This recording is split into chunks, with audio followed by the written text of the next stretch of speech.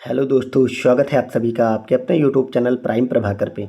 दोस्तों, आज की इस वीडियो में हम देखने वाले हैं जीके जीएस के टॉप 26 टॉपिक के तहत 14वें टॉपिक को। इसमें आज हम देखेंगे अम्ल, क्षार और लवण के संबंधित जो भी क्वेश्चन बन सकते हैं, और इसके अलावा हम लास्ट में देखेंगे आवर्त सारणी को। तो हमारी जो जो भी आवर्त सारणी है केमिस्ट्री के तत्वों की, उसमें जो जो भी क्वेश्चन बन सकते हैं मैं आपको सिर्फ वो चीज़ें कराऊंगा, ठीक है। चाहे अम्ल, क्षार, लवण हो। वैसे तो इसमें बहुत लंबे लंबे चैप्टर होते हैं और क्योंकि बहुत सारी प्रैक्टिकल और वैसी चीज़ें होती है, लेकिन मैं आपको सिर्फ वो कराने वाला हूँ उस नोट से जहाँ से आपके एग्ज़ाम में क्वेश्चन बनेंगे, ठीक है। तो चलिए देर न करते हुए शुरू करते हैं। तो इसमें जो हमारा पहला पॉइंट है वो है अम्ल, क्षार और लवण के दैनिक जीवन में उपयोग। तो यही क्वेश्चन बन जाता है, दैनिक जीवन में उपयोग पूछता है। इसमें हम पॉइंट वाइज चीज़ों को देखेंगे। अम्ल का स्वाद खट्टा होता है, क्षार का स्वाद कड़वा होता है और लवण का स्वाद नमकीन होता है। लवण का मतलब ही नमक होता है, ठीक है। तो स्वाद भी पूछ लेता है कई बार, आपके एग्जाम में दे देगा कि निम्न में से क्षार का स्वाद क्या है, तो क्षार का स्वाद कड़वा होता है। ऐसे ही क्वेश्चन बनते हैं, आपको ये ना लगे कि इतना ईजी है, ये तो बहुत सरल है। तो आपके एग्जाम में जो क्वेश्चन बनता है मैं सिर्फ वो ही करा रहा हूँ, ठीक है। इसलिए आपको सरल और कठिन इन सब चीज़ों पर ध्यान नहीं देना है। तो स्वाद याद रखना है, अम्ल का स्वाद खट्टा, क्षार का कड़वा और लवण का नमकीन। अम्ल जो है वो नीले लिटमस को लाल कर देता है और क्षार जो है वो लाल लिटमस को नीला कर देता है। ये बहुत इंपॉर्टेंट है, ये इतनी बार एग्जाम में सवाल बना है और फिर बार भी ये सवाल आपके क्वेश्चन में बन जाएगा। कई बार होता है कि आप चीज़ें ये वाला याद रखते हैं लेकिन मेन एग्जाम में जाके कंफ्यूज कर जाते हैं, ठीक है। तो ये आपको याद रखना, जो अम्ल है वो नीले लिटमस को लाल करता है, ठीक है। क्षार लाल लिटमस को नीला करता है। अगला है अम्ल और क्षार को बराबर मात्रा में मिलाने पर लवण बनता है। इस प्रक्रिया को उदासीनीकरण कहते हैं। ये बहुत इंपॉर्टेंट है। लवण कैसे बनता है? अगर अम्ल और क्षार को आप बराबर मात्रा में मिला देंगे तो लवण बन जाएगा, और ये जो पूरी प्रक्रिया है ये क्या कहलाती है? उदासीनीकरण कहलाती है। अगला पॉइंट है अम्ल जो है वो धातुओं के साथ प्रतिक्रिया करके हाइड्रोजन गैस छोड़ता है। तो आपसे क्वेश्चन सिंपल बनेगा कि अम्ल धातुओं के साथ प्रतिक्रिया कर से कौन सी गैस छोड़ते हैं? तो उसमें ऑप्शन में रहेगा oxygen, carbon dioxide, carbon monoxide या हाइड्रोजन। तो हाइड्रोजन इसका सही जवाब हो जाएगा। अगला है अम्ल और क्षार के संतुलन से मानव शरीर में कुछ चयापचय गतिविधियां नियंत्रित होती हैं। तो ये मतलब अम्ल और क्षार से ये क्वेश्चन नहीं बनेगा, ये वाला पॉइंट। अगला है मधुमक्खी के डंक अम्लीय प्रकृति के होते हैं जबकि ततैया के डंक क्षारीय प्रकृति के होते हैं। ये मोस्ट इंपॉर्टेंट है पॉइंट, ठीक है, क्योंकि आपके एग्जाम में जो भी क्वेश्चन बनेगा वो कहीं ना कहीं प्रैक्टिकल फॉर्म वाले क्वेश्चन बनेगा, ज़्यादा थ्योरेटिकल वाला नहीं बनेगा, ठीक है। तो याद रखना, जो मधुमक्खी का डंक होता है वो अम्लीय होता है और ततैया का जो डंक है वो क्षारीय होता है, ठीक है।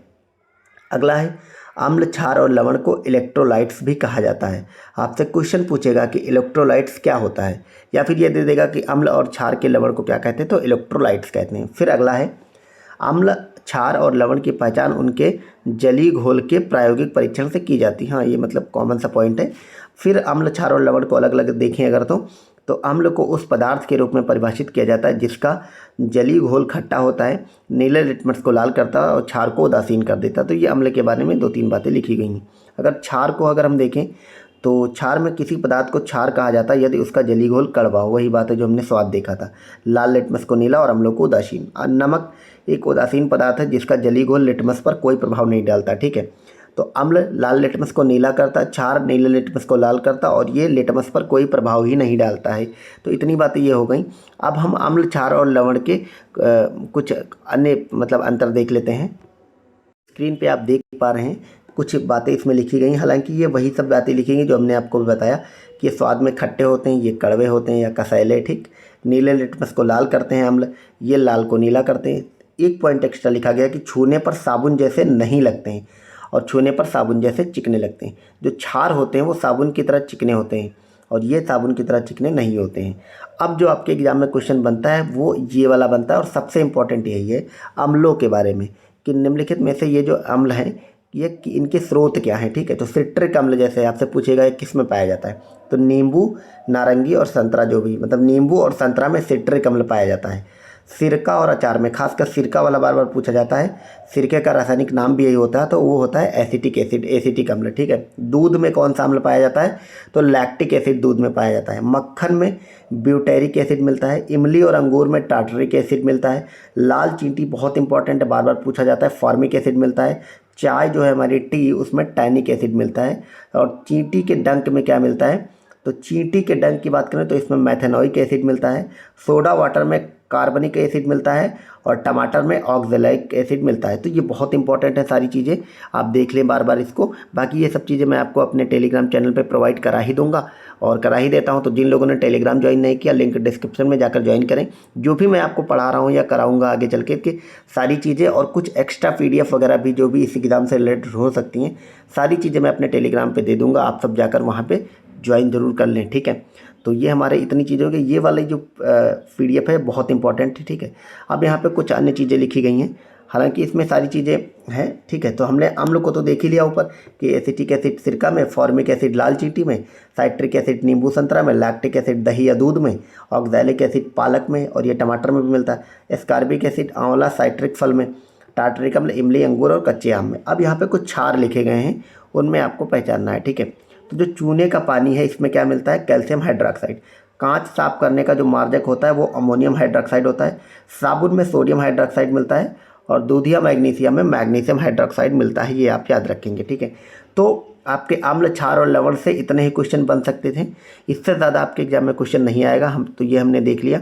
अब हम देख लेते हैं लास्ट में आपको आवर्त सारणी।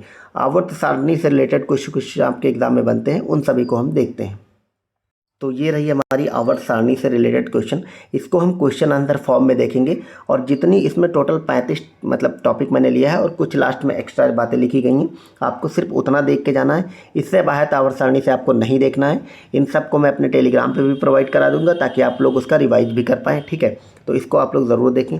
आपसे पूछेगा कि आवर्त सारणी में गैसों की कुल संख्या कितनी है, तो गैसें कुल 11 हैं, ठीक है। ऐसे ही एज इट इज़ सवाल बन करके आएगा, तो इसलिए आप लोग इसको ध्यान से देखें और बार बार इसका रिवाइज करें। मैं कोई चीज़ें आपको कोई भी एक्स्ट्रा बाकी टीचर्स की तरह नहीं करा रहा हूँ, क्योंकि आप देखते हैं यूट्यूब वगैरह पे अगर आप GK GS की क्लास देखने जाएंगे इलाहाबाद हाईकोर्ट ग्रुप CD के लिए, तो आपको पता है मतलब एक एक टॉपिक वो लोग एक एक घंटे में कवर करा रहे हैं और मैं आपको 10-12 मिनट में एक टॉपिक कवर करा दे रहा हूँ, क्योंकि मैं आपको सिर्फ वो चीज़ें बता रहा हूँ जो आपको एग्जाम में आएंगी और ऐसे ही उठा करके पूछ ले जाएंगी, ठीक है। तो इसलिए आपको इसको ध्यान से देखना है और आप ये ना समझे छोटी क्लास है तो यहाँ से आएगा नहीं, यहीं से आएगा बात, ठीक है। क्योंकि मैं आपको कुछ भी एक्स्ट्रा फालतू वाली चीज़ें नहीं पढ़ा रहा हूँ। तो अगला देखते हैं, निम्न में से किस तत्व में न्यूट्रॉन की संख्या 0 है, तो हाइड्रोजन में न्यूट्रॉन 0 होते हैं। ऐसे ही क्वेश्चन पूछेगा। आवर्त सारणी में सबसे हल्की धातु कौन सी है, तो लिथियम है। अब इसी तरह एक क्वेश्चन पूछ लेगा सबसे भारी धातु कौन सी है, तो वो भी हम आगे चल के देखेंगे, हालांकि वो आप याद रखना ओस्मियम होती है, ठीक है। सर्वाधिक गैसीय तत्वों वाला वर्ग कौन सा है, तो शून्य वर्ग। जो 0 वर्ग है उसमें सर्वाधिक गैसीय तत्व पाए जाते हैं। हीलियम में न्यूट्रॉनों की संख्या कितनी होती है, 2 होती है। कौन सी अक्रिय गैस वायुमंडल में नहीं पाई जाती, तो रेडॉन।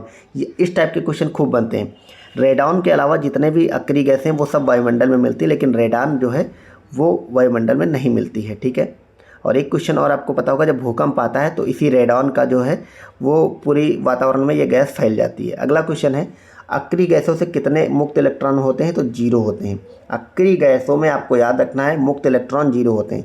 आवर्त सारणी में सबसे क्रियाशील अधातु है, तो फ्लोरीन है।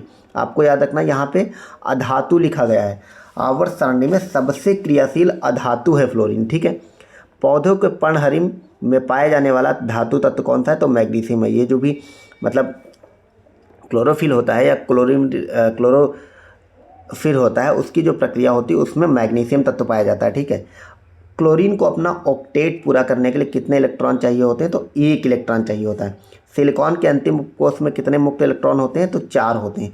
आपको लग रहा होगा ये संख्या और इलेक्ट्रॉन क्या है, जिन लोगों ने मतलब PCM वगैरह ले रखा होगा या फिर मतलब जिन लोगों ने साइंस साइड से पढ़ा है इंटर वगैरह, उनमें केमिस्ट्री में ये सारी चीज़ें रहती हैं। तो आपको यहाँ पे जिन लोग का साइंस बैकग्राउंड ना हो तो वो लोग इनको सिर्फ रट लेंगे, ठीक है। क्योंकि आपकी किताब में क्वेश्चन आएगा तो वहाँ पे ये नहीं पूछेगा कि आपने कैसे याद किया इसको, ठीक है। सोडियम का परमाणु क्रमांक 11 है। वैसे तो बहुत सारे तत्व हैं, लेकिन इसमें उन तत्वों को याद रखना है जो ज़्यादा इंपॉर्टेंट है। आवर्त सारणी की खोज किसने की थी, तो मोजले ने की थी। आप सबको पता है आवर्त सारणी की खोज मोजले ने की थी। हालांकि मोजले ने तो खोज कर दी, उसके बाद आवर्त सारणी बनाई किसने थी, तो मेंडलीफ ने बनाई थी। उसको भी हम आगे देखेंगे। आधुनिक आवर्त सारणी में तत्वों को किसके बढ़ते क्रम में रखा गया, तो परमाणु क्रमांक में। तो एक इसमें 2 आवर्त सारणी है, ठीक है। तो आपको क्या याद रखना कि जो पुरानी वाली आवर्त सारणी थी मोजले की, उसमें तत्वों को उनके परमाणु भार के आधार पर रखा गया था। लेकिन जो आधुनिक वाली आई मेंडलीफ वाली, उसमें उनको परमाणु क्रमांक के आधार पर रखा गया, ठीक है। पी उपकोष में कितने इलेक्ट्रॉन होते हैं, तो 6। अब तक कुल कितने तत्वों को खोजा गया है, तो 118 कुल तत्व। मेंडलीव की आवर्त सारणी में तत्वों को बढ़ते क्रम में रखा गया था द्रव्यमान के, ठीक है। तो मेंडलीव में द्रव्यमान के रखा गया था। यहाँ पे मैंने आपको बता दिया कि मेंडलीव वाली आधुनिक थी, तो आधुनिक वाली मेंडलीव की नहीं थी, ठीक है। थोड़ा हो जाता है कन्फ्यूजन, एक सेकेंड। हाँ, आवर्त सारणी में कुल अधातुओं की संख्या कितनी, तो कुल 118 तत्व हैं और उसमें अधातु जो है वो 22 हैं। कौन सी अधातु सामान्यतः द्रव अवस्था में पाई जाती, तो ब्रोमीन धातु सामान्यतः द्रव अवस्था में ही रहती है। विद्युत का सबसे अच्छा सुचालक कौन है, चांदी। तो आपके एग्जाम में ऐसे ही क्वेश्चन बनते हैं, इससे ज़्यादा कठिन क्वेश्चन नहीं बनते। पूछेगा कि विद्युत का सबसे अच्छा सुचालक कौन है, तो चांदी होती है। सौर सेलों का उपयोग किया जाता है सिलिकॉन में, मतलब सौर सेलों में सिलिकॉन उपयोग की जाती है। तारों में सबसे ज़्यादा पाया जाने वाला तत्व है तो वो है हाइड्रोजन।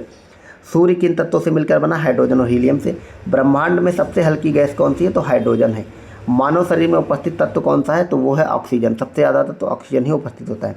हमारे वायुमंडल में कौन सी गैस सबसे ज़्यादा पाई जाती है, तो नाइट्रोजन। फास्फोरस का परमाणु क्रमांक 14।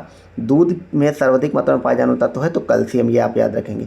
सबसे चमकदार कठोर अधातु है हीरा। आधुनिक आवर्त सारणी में आवर्तों की संख्या कितनी है, 7 है। आधुनिक आवर्त सारणी में वर्गों की संख्या कितनी है, 18। आधुनिक वाली आपको याद रखना है। 7 आवर्त हैं और वर्ग कुल 18 हैं, ठीक है। अगला है आधुनिक आवर्त सारणी में ठोस अधातुओं की संख्या कितनी है, 10 है। आवर्त सारणी में सबसे हल्की गैस कौन सी, हीलियम है। परमाणु तत्व संख्या 19 ब्लॉक एस संबंधित है डी ब्लॉक से। उन तत्वों को क्या कहा जाता है जिनमें समान संख्या में प्रोटॉन और भिन्न संख्या में न्यूट्रॉन होते हैं, तो वो होती है समस्थानिक, ठीक है, आप याद रखेंगे। फिर यहाँ पे कुछ पॉइंट लिखे गए हैं कि सबसे भारी धातु ओस्मियम है, हल्का धातु लिथियम है। क्रोमियम सबसे कठोर धातु है। यहाँ पे भारी और कठोर में अंतर होता है, ठीक है। और टंगस्टन पृथ्वी पर सबसे मजबूत धातु है। दुनिया की सबसे कीमती धातु जो है वो पैलेडियम है। यहाँ पे आपको प्लेटिनम और यूरेनियम वगैरह से कंफ्यूज नहीं करना है। आवर्त सारणी का आविष्कार रूसी वैज्ञानिक दिमित्री मेंडलीफ ने किया था 1869 में।